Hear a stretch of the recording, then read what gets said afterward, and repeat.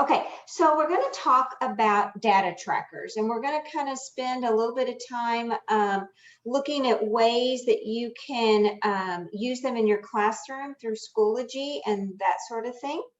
All right, if you've been through any of the training with the personalized learning group, you know that they're telling you these 4 things that we have right here. Actually, I'm going to open this on up for just a minute, so it makes it bigger so you can read it just a little easier there. But they're telling you that you've got to have those essential standards. You're going to hook it into the TEKS. You want to get it from multiple sources for your data. It's got to be age appropriate for your students and in a student-friendly format. And being student owned also means that the student is the one doing the tracking, because yeah, it's great that the teacher sees that grade book and they know exactly where those students are, but if the kids are not buying into this and owning that data, that's what's going to help you personalize that learning, but also help the students to own their own learning. Okay. All right. So what we're going to start with, sorry, I got to quit trying to watch the chat because that distracts me. All right, so the first thing is if you're putting assignments, and let's hope you're putting assignments and discussion boards and assessments and things into Schoology, this is a great place for you to get data. It's also a great place for your students to look at mastery and to track their learning. So we're going to kind of look at that. And as it said at the very beginning, you have to have those essential standards. So we're going to kind of look at how you do that as well. All right, so if I'm going in here now, we put all this in here. So when you go back later this week, you can come in here, you can read this. Don't worry about trying to take notes and that sort of thing, because it's all written out in here about how to do this, how to use mastery. But let's look at why mastery can be so important. We put a test in here. Do not try to take it. We didn't put it in here for you to take. We actually put it in so the 3 of us could take it, so that you could kind of watch my screen and see how we use this mastery with our students. So over on the left-hand side in your Schoology course, you know, you have a mastery button. What's cool about that, I'm gonna move that out of my way there, but you can kind of see these TEKS, the essential standards that are in here, and I can see this right here. I see exactly, wow, Karen did not do so hot on this. Now I did great on this one right here, but I didn't do so hot on a lot of this other stuff. So mastery in here, do you see how it gives me the data and I can look at this? But what's cool about this is we talk about this being student friendly. I'm going to go now and I'm going to view the course as me. Oh, I forgot after y'all started getting here. Global. I'm easy to find because I'm kind of up to the top there. All right. So all right. I'm now viewing it. So you're kind of seeing what my student account looks like. So as a student, I also have that mastery button over here. And when I click on this, you're going to see that I can easily see the TEK and how I'm doing. So this is actually Schoology has this its own. To me, mastery is its own built-in data tracker inside of Schoology for the students. But let's say that your grade level has decided that you're going to have them put it in a notebook. Well, you give an assessment, you have the kids come in here. Now they can look at their TEKS, see how they did. They can color code their notebook page so that they can track their own data. As I go down here, I see this is the name of the assignment. I see the color coding. As I go on down, I didn't get any right. I got a 0 on this one right here. And I know I did something on this because I can actually see the name of the, and you might not be able to see it because it's kind of ghosted there, but I can actually see the name right here of that assignment. So I can see, and the reason it has no color is because I didn't get anything, okay? I scored so low that, but it did tell me the score here. Now I like to Well, I just change. want to say, like with that, that's because the way the questions were created, there was either a right answer or a wrong answer. There Yeah. wasn't partial credit. So like the Mhm. 40% that she sees in red, that was a partial credit. So we can see that she got part of this right, but the rest of it she got wrong. Now I see somebody saying, hey, we used that last year, but this year we're doing it in Eduphoria. Well, you know, you can, and I know sometimes it takes a little more work, but you can also have they call it double bubbling and that sort of thing. I think it's a shame if you're doing everything in Eduphoria. The shame I see in that, and sorry, I'm not saying shame, I don't guess I didn't, but I sort of am, because kids can't get into Eduphoria to see their data, and the parents can't see it either. So you're doing all the tracking, where in Schoology, the kids can actually own more of their learning. So you might want to talk to, and I don't know, Patricia, where you are, what campus, um, but you might want to think about either doing the double bubbling or somehow putting it in there. Because let me show you what else I like to do with this. I'm going to get out of this and go back to the course. The other thing I like to also do is I'm going to go to grade setup. We already have these embedded in here. You see this when I go to grade setup over on this side, this PL Mastery, I'm going to click on it for a minute so you can kind of see. It has words in here. I like the words better than a 0 and a, you know, an F or whatever you want to call it. Kids, it's so deflating for them when they see a 0 or they see a 50 or they see those numeric things. So what I'm going to do is I'm going to go back to mastery for just a second and show you some things that you probably want to change if you're using the mastery in here. This will, there go my dogs. She finished her bone early, the rest did not. Okay, so I'm going to go in here, this gear up here at the top, mastery settings, right here.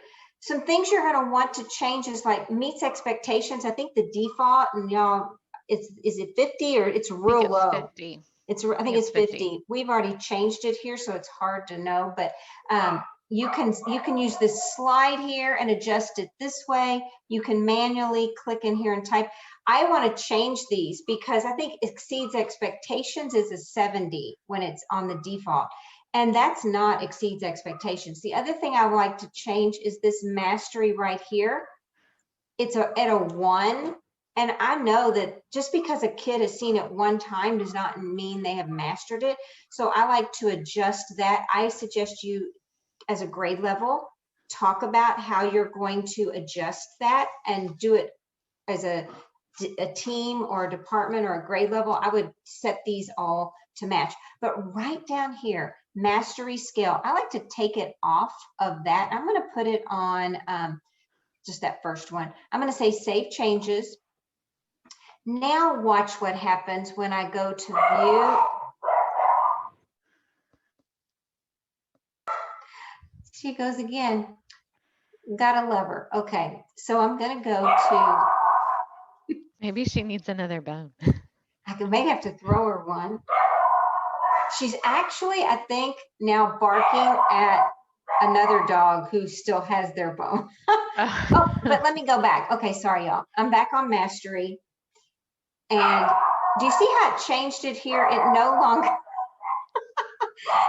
longer says exceeds expectations. Look, needs improvement. It's so much better than a 0. I'm gonna have to go get her. I think so. I think so. Let me hurry through this. Oops, where am I going? I went through. She's getting me so flustered. Let me go back to the course. Okay.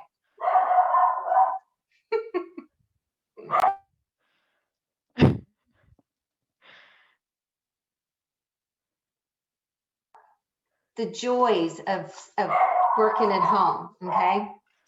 At least, okay, so anyway, so sorry, and I'm going to get her in just a second. Okay, so in here, and if you all want to see how, or you want more information about how to adjust this mastery, please reach out to one of us. And we are having another webinar specifically on mastery and rubrics coming up within the next couple of weeks. So that may be one that you want to attend if you want to learn more about mastery. Okay. We'll just love her. And you can reach out to your digital learning specialist as well. And so I'm going to put our link to our digital learning site right now in the chat. So if you don't know who your digital learning specialist, who your support staff is, you can use our site to find that information. And Stephanie had a question. So yes, you have to add the TEAC. So let me do that real fast. I'm going to go back to that question. Excuse me, that assessment. And I'm going to open it up so you can kind of see it. Let me go to settings. Right. No, I gotta go questions. Sorry. I gotta go questions, hit the wrong button. So when you are on your question, and this is in test quiz, and the reason we did test quiz is because the mastery shows up faster. I really like the add assessments feature better, but once you get in your question type, you just scroll down to the bottom and you just have to click that bullseye, and that's where you go. And once you get in there, you start aligning your TEACs to the question, and that's where the mastery comes from. It will not show up if you do not have, and you can see on these questions how we have a TEAC assigned to each question. That's where that mastery is getting pulled from. So great question. Yes, you do have to add the TEAC to the test question or to the assignment or to the discussion board or whatever it is that you're going to be grading and looking at. Okay. I just want to add on, Karen, I did this with an elementary teacher who did something that was on paper, but wanted the data to show in Schoology. And so what we did was we went to the teacher's gradebook. So if you'll go to the gradebook for me, Karen. And somebody was asking a question, I don't know if that's what you're about to talk about, but gradebook right here. Will it sync correctly into Schoology just because I changed it to those words? Yes, it will. That's just showing the mastery portion. Okay, and so at the top, there is a plus button. And so I can click on that plus button, yes, and I can add an assignment or a grade column or whatever it is that I want to add. So I can say a grade column.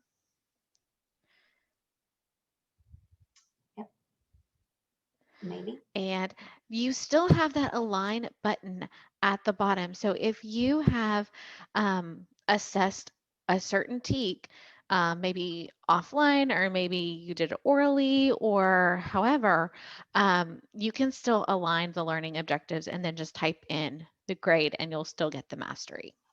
Yes, good point there. Yes, you will. Okay. All right. So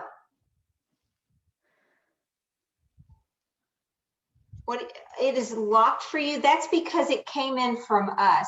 It's pushed in. You can't edit and change it.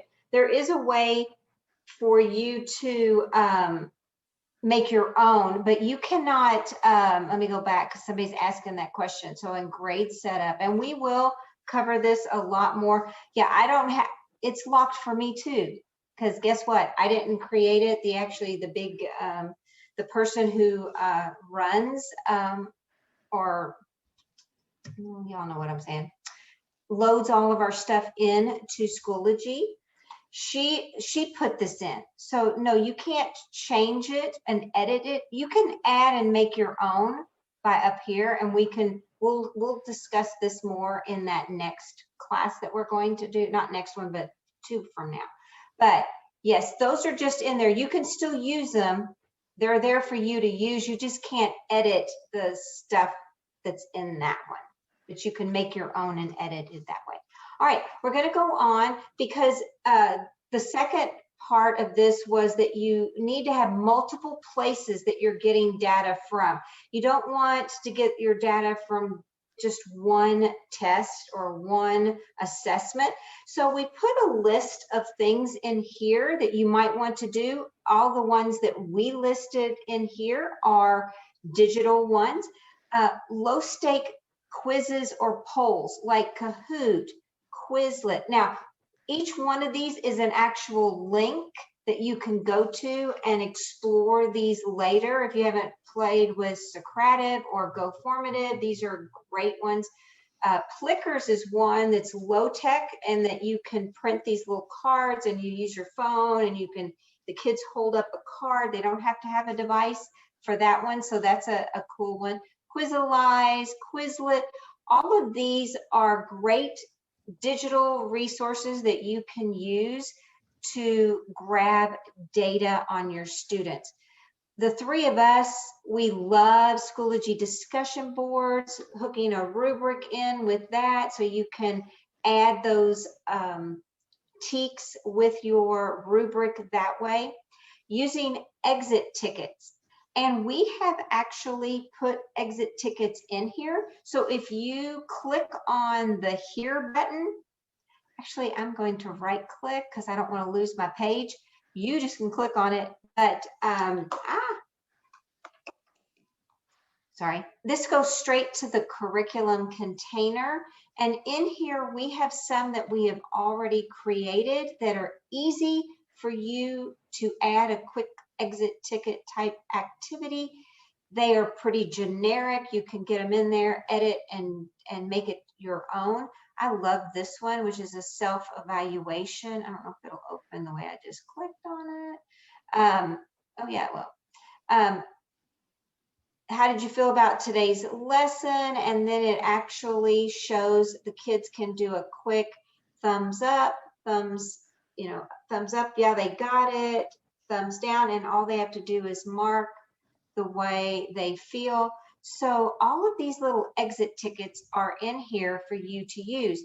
Then all you have to do, if you see one you like, you just click on the little gear. Now I have more options than you will have, but then you're just going to add it to your course and get it in there for you to use with your students. Okay, so just easy tickets that we've already created that are in here. Schoology assessments, we already kind of showed you how we use that with that little assessment that we had in there. Don't forget, you also have Nearpod that's easy to add by clicking on the add materials. And then you go to Nearpod and you can embed a lesson straight into Schoology and use with your students that way as well. So lots of different ideas in this folder for you to use with your students. And then we've got a great article that you can go back and explore later that you can use or read on your own about some ways to do some formative assessment. Okay, so I'm going to, I think that was me. All right, so I'm going to actually stop sharing and allow Kaylee to share some things. And I'm gonna mute myself in case my dog starts barking. Okay, so can you see my Schoology screen, Karen? Okay, awesome. So let's go down to the next folder. So be in a student-friendly format. So let's talk a little bit about this. We've got some resources in the curriculum container already built in for you. So if you just click on the image here, again, it's going to take you to the curriculum container. And so we've got all of these examples of data trackers. I'm just going to click on the intermediate map data tracker. And so the way we've put this in is we've put it in so that you just have to click on use a template. Okay. And so this is one that I like just because it helps you to track your progress, your growth, and we should be celebrating growth. And so I feel like this is very student friendly, and they can click on 6th, 7th, or 8th grade, but they also have to put in their data here, and then it populates this graph on top. Okay.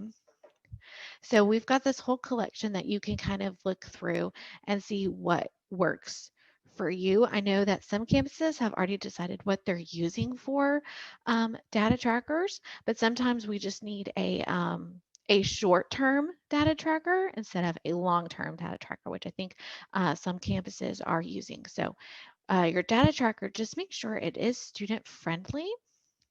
Let me go back to our courses here.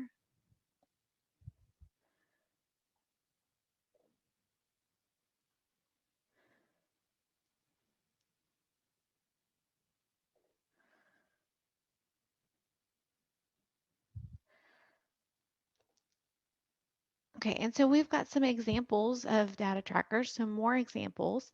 By clicking here, it's going to take you to this Google folder where we've got tons and tons of student-friendly data trackers. And so you'll see that not all of them are digital. So, you know, we know that a lot of people are, or a lot of campuses are actually doing the visual data trackers that are displayed in class, and that works. Some people don't like that. I know when we were having this discussion, we were talking about how you may not always want to display everybody's data right there in front, because then the students who are on the like lowest possible um, kind of level, they just don't feel like they don't feel very good about themselves, I guess. And so, um, but what's always great is celebrating that growth, is so that when they do, you know, move up a level or move to the next thing in the data tracker, that they can celebrate that growth. Okay, so we've got all of these here, and I'm just going to give you just a second to kind of look through these, because there's some really great ones here.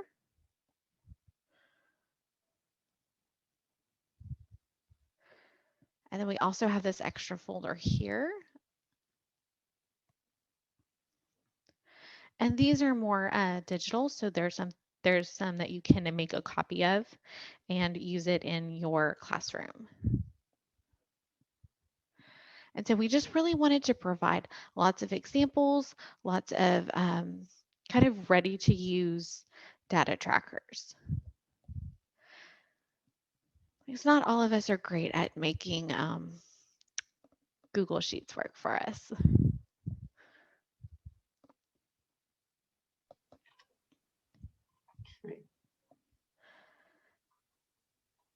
And so then last thing that we kind of really wanted to go, oh, not the last thing, sorry, second to last, is student owned. We really want to make sure that that data tracker is in the hands of the student, but the students are also have ownership over their data trackers. Okay, and so what we've done is we've created this discussion board. So if you will just navigate to that green folder that says Be Student Owned and in Students' Possession, and click on that discussion board, examples of student-owned trackers. So we have two Klein ISD teachers who were so gracious and let us into their classroom to talk about how they're using data trackers to set student goals. And so we have Miss Stratton, who's from Burnshausen, and we have Miss Miller, who is from Zwink. And they're talking about how they use their data trackers to set student goals. So we're just going to give you about, I think, 5-6 minutes to watch one of these videos. You don't have to watch both of them, you just watch one. And then actually tell us what goal setting strategies from the video would you like to use in your classroom and what makes them student owned. Okay, so I'm going to find a 6-minute timer or a 5-minute timer. And I did add the link to the discussion board in the chat. So if you've already joined the course, you can actually just click that and it should send you right there to make it a little easier for you. And those videos really are so great.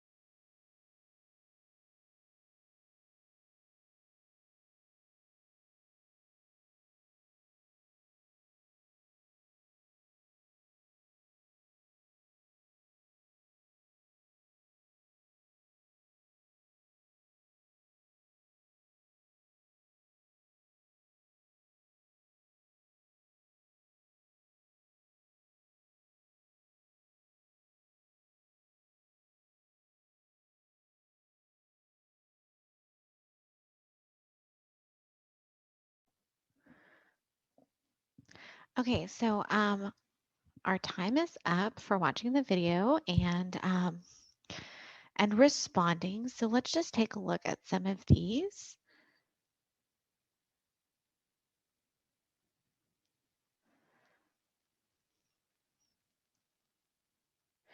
Yeah, so the way that Miss Stratton does hers, I actually went in and got to see this in action. I got to see her goal set with the students and conference with the students.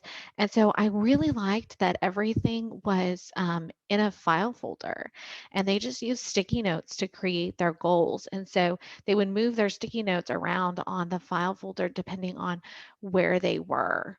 Emily, do you want to talk a little bit about Miss Miller? Yeah, so sure, I would love to talk about her. I went to go see her today, and she actually showed me that this morning.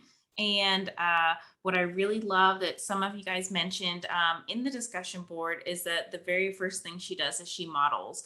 And so if you pause the video right when you're looking at the sheet, she does have the learning goal, within the goal sheet that she gives her students. And then she has specific learning targets that they're addressing. And so she models that goal. And I really love how she has the action words. And so when a student uses a word that, we've all heard the term SMART goal. And when they use those terms, she reflects on that. And she says, I really like that use that word and that students can then learn from each other. And even though we didn't see her teaching the students how to make the goals, you can definitely see that she didn't just throw this at them, that this is something that she taught them how to do. And the school year has just kind of started. And so it's incredible that they were able to come up with such great goals, because it's not just that she models a goal, they write their own goal, and then they're sharing those goals with each other, and so that they can see kind of, well, what is everyone else looking for? Because maybe their goal they wrote, they maybe struggled with writing a goal one day, but they were able to maybe modify their goal based on what others say. And I'm noticing right now can you see each other's comments? I just saw that in the chat. If you want to see what other people are writing on the discussion board, you have to post first. And so I believe that is the setting. And so you have to actually post in that. Kaylee, why don't you show that setting so you can use this in your classroom, because it really is a great way to use discussion boards. I am a discussion board fanatic. Yeah, so before I do that, I just want to point out what Erin said is that she likes the idea that when a student has reached their goal, they can help another student reach that person's goal. And so what I did like about Miss Stratton's classroom is if somebody had already reached their goal and another student was working on that same goal, they would then become the teacher of that student. And I loved that idea. So let me show you real quick that I'm just going to go into edit here. And some people had it show up blurry. They had to refresh first before they were able to view those. So it might show that people have posted, but then you have to refresh to see those comments. That is true. So when you create a discussion, you put in the title and the description and everything that you need. Down here at the bottom, there's a little guy with a graduation hat and a book. Usually he is grayed out, and that means that you don't have to post in order to see the comments. But I clicked on him and I made him colorful. And so now it requires you to actually post before you can see each other's comments. And Kaylee, will you just refresh real quick, because we talked about how you can use Mastery with discussion board. So could we just refresh like how we would do that, because it is a little different, and you can even grade discussion posts. Yes, you can. So going back into editing this discussion, I can click on enable grading, and then I can just give it a category. So usually we like to, you have your grading category set up. This is just it's not linked to Skyward or anything like that. So we had to create our own, and we call it graded.